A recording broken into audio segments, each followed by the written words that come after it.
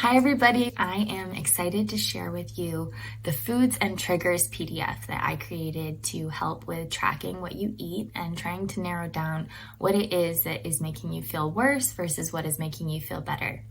Now, you do not have to have an autoimmune disease or even a chronic illness to use this tracker and figure out what foods make you feel your best. Now, as you can see on this PDF, you have spaces 1 through 21. That is because it takes approximately 2 to 3 weeks to get a certain type of food out of your system. That sucks because you can't go on a diet for a week and then expect to feel better. You really do have to give it 3 weeks. So in the first column, you might write down something like dairy. In the second one, it might be potatoes. In the third one, it might be rice. Fourth might be sugar. You can fill it in with different things that you suspect might be triggers for you.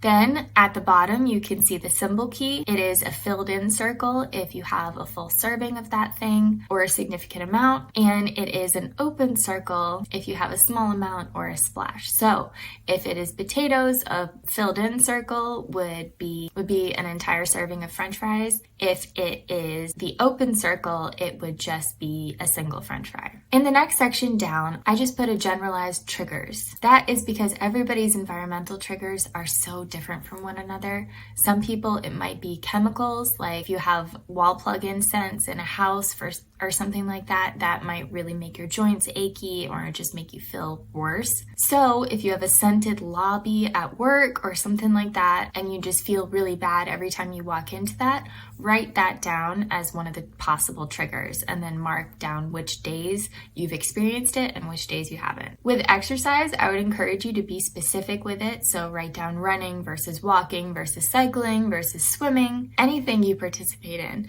because some exercises might really not be that big of a trigger and other exercises might. At the same time, you know your body better than I do, and you might know that any kind of physical activity just makes everything feel a lot worse. The sun can also be a trigger for people, so if you feel like that is one for you, write that down as well.